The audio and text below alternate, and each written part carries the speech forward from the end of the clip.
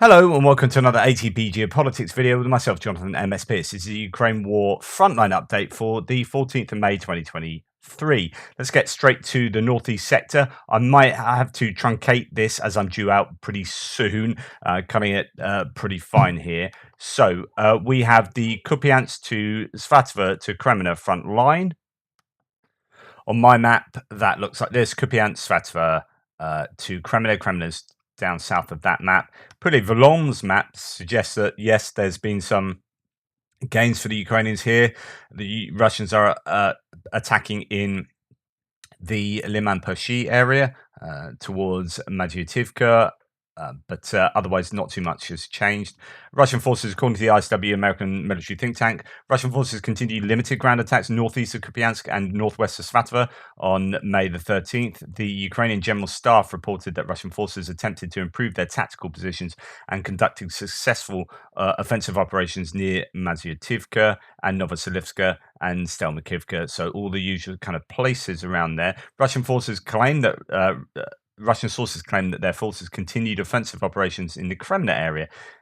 Yesterday, a Russian mill blogger claimed that Russian forces conducted assaults near Hryvnia, that's south of Kreminna. Another Russian mill blogger claimed there was intense fighting near Dobrova, which hasn't been mentioned for a few days. So perhaps stuff kicking up around there. There were some reports of activity around Svatva. Pro-Ukrainian source says, I wrote about Russian attack around Svatva. Russian tank, after eating a mine, was destroyed. 7 soldiers were destroyed by artillery and the rest scattered in tree lines.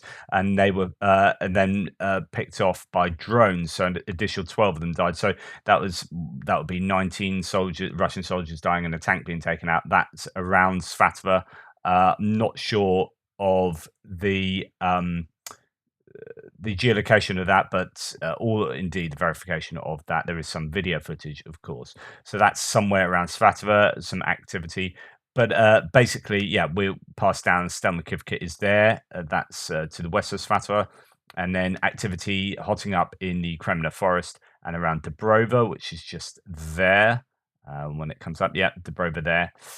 And if we go to Poulet Volon's map, as they have produced a number of different sort of maps for the area. Indeed, let's go here. That's where it is.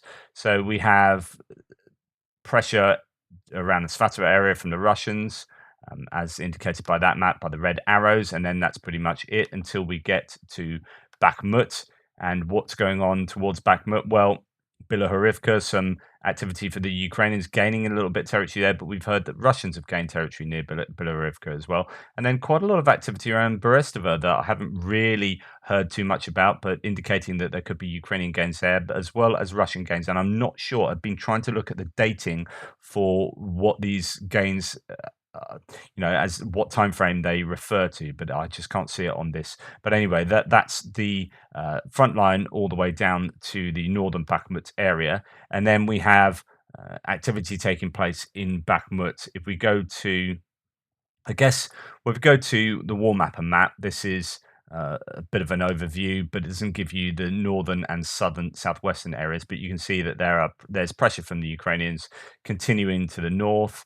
And then the Russians pressuring within the city, and that's kind of remained fairly static. Indeed, they say that there's been no confirmed changes to control since yesterday, since the previous update.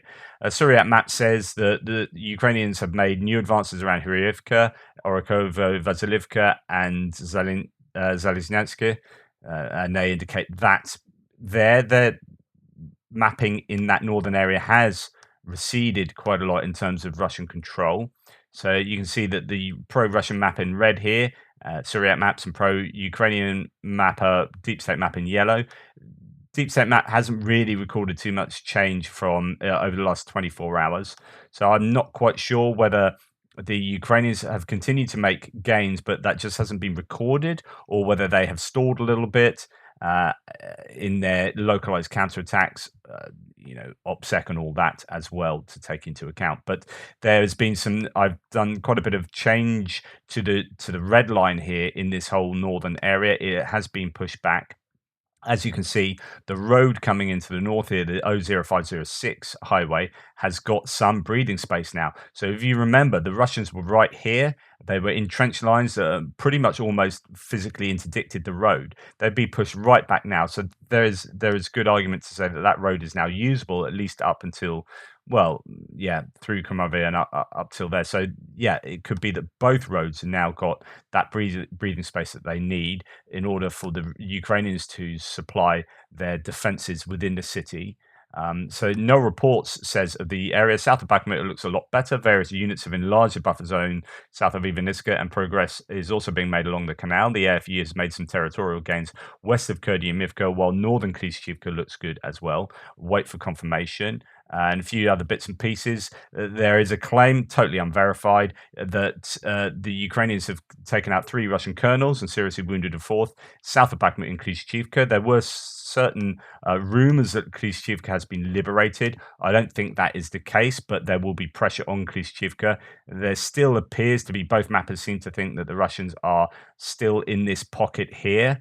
That is talked about in this tweet. So in this thread, Ukrainian counterattacks in the Bakhmut area have continued, and geolocated footage confirms that gains have been made. Ukraine has unblocked the Kreminna road and is continuing forward. In the south, Russians have pushed further from Ivaniska. In the Klishchiivka area, things are starting to get difficult for the Russians. They still most likely hold parts of the forest southwest of Ivaniska, but the ability to supply it is getting continuously weaker. It is unclear if they have any presence left west of the canal. So if you look at the canal here, that's down there. Now, Syriac map still has a pocket there. But that might be doubtful, and there might be some presence to the west of the canal around Kupiansk. Here, there's some tree lines and trenches that both mappers seem to indicate that Russians might still have control of, but it's going to be really dynamic. If the Ukrainians are able to cross the canal near the supply line, the spearhead lurking in the forest will most likely fall, as the Russians are forced to either retreat or face encirclement. This would mean that the last potential threat to the T0504 road would be eliminated. So that's a road coming in there. Ukrainians have made some more gains in 2 days. Have made more gains in 2 days than Russians have in many weeks. However, these are still local and tactical successes, and the general situation has not changed significantly. No villages have been liberated, and the Ukrainians must fight for every field. There have also been counterattacks in multiple areas in the Donetsk Oblast, but with very limited gains. These are most likely probing attacks as Ukraine is shaping the battlefield for future operations, both at the front lines and in the rear. Larger operations will follow. So yes, it's difficult to know exactly what's going on there and whether Ukraine are going to put more troops into to bring more forces to bear there, more equipment, or whether it be just enough to give the Russians a proper hard time while leaving troops to be able to be active in other places. This is another source saying ADAR companies made good progress. 2 ADAR companies made good progress more than 1 kilometer ahead, knocked out the undergrowth from the forest strip and advanced in the forest for about 300 meters. Even Iska can breathe a little. So there is things happening, but you must remember that in the central Bakhmut, I mean, this is eerily beautiful, but it belies a kind of terrible destruction that has taken place in Bakhmut.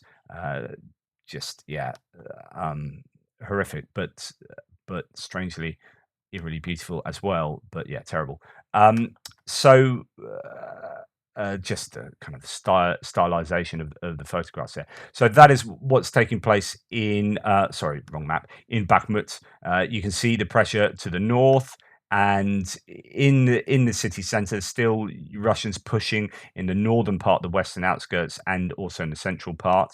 And here, further down south, you can see that the Ukrainians are trying to cut off this pocket here while pressuring all up and down those lines. And that is sort of Bakhmut for you, going down to Mayorsk, and you see pressure that Ukrainians are putting on in Mayorsk, trying to attack there as well. Okay, let's move on quickly. So as we come out of Bakhmut, again, game of 2 halves, interior versus the flanks, 2 different things going on. We come past Mayorsk, where there's activity for the Ukrainians there, possibly pressuring around Mayorsk, and come down to Adivka, few things to mention about Avdivka. I haven't seen any mapping changes, but there are various claims. So ISW says Russian forces continued limited offensive operations there. Ukrainian General Staff reported repelled attacks in a number of the usual places. Uh, Russians conducted unsuccessful assaults near Opitny. Ukrainian forces are operating in areas north of Adivka, where Russian sources previously claimed that Russian forces had advanced as of May the 13th. Geolocated footage published on the 12th and 13th indicate that Ukrainian forces are operating near the railway line of Krasnohorivka and Novobakhmutivka. Let's have a look at some of these claims. So there's all sorts of geolocations going on. There's Ukrainians storming Russian positions at this position. So the Ukrainians are hammering, apparently, the Russians here. And let's go and see where that is. So that is on Russian line. So it could be that we see over the next few days the Russians being pushed back from there. Other places. Let's just pick another couple of places where activity is taking place. And we can see that, it's all going to be along all of these front line, all of this front line in the Novobakhmutivka area. And just one final one. There are a number of these sort of videos and geolocations that have been given in ISW. I've just picked out a couple, but it seems to indicate that there's a lot of pressure. The Ukrainians are pushing the Russians back here in the Novobakhmutivka area. So there is a localized counterattack there by the looks of it. Which would, be good news for the Ukrainians, indeed. But other than that, there's other point of note which I meant to share with you yesterday, but completely forgot. And I found this quite a phenomenal bit of footage. So I showed you previous photographic proof that the Russians were using bridges like this, and may have even been this bridge, to hide equipment under. And now we're seeing that the Ukrainians have somehow managed to hit the equipment under the bridge without, I don't think, taking out the bridge itself. So they've been able to get the angle right to hit those bits of kit. And look at that. There is quite a lot of stuff that seems to be on fire underneath that bridge. So I think that's pretty significant footage. And that when you've seen 18 APCs this morning, 21 bits of self-propelled, or 21 bits of artillery, sorry. And yesterday we had high numbers as well, 27 bits of artillery and other bits and pieces. You're thinking, well, underneath that one bridge, there could well be like 15 bits of kit. I mean, I don't know, but in previous footage I've seen of hiding stuff under the bridge, there would have been at least a dozen bits of kit. That's been geolocated to here, which is... Let's have a look. Right, so this is in the area yesterday where we were talking about activity. So I mentioned there was activity and I did a geolocation of there, but I didn't piece it together with being that bridge activity. So that is where that bridge is. And that's a lot of kit seems to have been taken out there. Anyway, that's Avdivka, as according to the ISW. That's what's going on there. Russian forces did not conduct any confirmed ground attacks in Western Donetsk yesterday. And just to kind of finish bits off to go very quickly to Zaporizhia. Sorry, I'm rushing today. Russian forces targeted Ukrainian positions in southern Ukraine, west of Hledar. Ukraine's Southern Operational Command reported that Russian forces have significantly intensified unmanned reconnaissance over the past day. They're going to be wanting to find out about the upcoming counteroffensive. They launched about 24 drones along the front line and shelled Ukrainian positions 88 times. Ukraine's Southern Operational Command also stated that 2 Russian Su-35 launched 4 Ka-500 bombs at the Berislav region. So again, I don't know if that's referring to what I showed 2 or 3 days ago, but it might be that happening again. A Russian mill blogger additionally published footage yesterday that purportedly showed Ukrainian forces operating in the Dachi area of Kherson Oblast on the left bank of the Dnipro River. So that is on the other side of the river again. And that is the information we have. So that's me scooting across the whole front line. No details from Marinka. No details apart from, I think there is this from Marinka? Yeah. So again, beautiful photos, but completely destroyed. Horrific. Like the quality of some of these photos in terms of photographic imagery is concerned is amazing these days, like the resolution. And but my, doesn't it show the destructive horrors of the war? And I think there's similar ones that come out from Vuhledar as well. That I have to no, I don't have them there. I thought I had them, but I've seen other ones that have come out of Vuhledar, which are again stunning photos of horrific destruction. But that is what's going on along on the front line. There could be some more activity in the on the left bank. So rivers as they flow, you have the left bank and the right bank in the direction that they flow. So the left bank here is actually effectively the eastern bank. And there is possibly some Ukrainian activity there. Anyway, that's that for today. I used fewer sources. I didn't dip in so much into Rebar. Just didn't have time to look at other sources. I'm really sorry about that. Hopefully this was of interest. Again, it's going to be about Bakhmut and looking to see what's happening there, but also a few little areas, maybe Svatova, maybe up the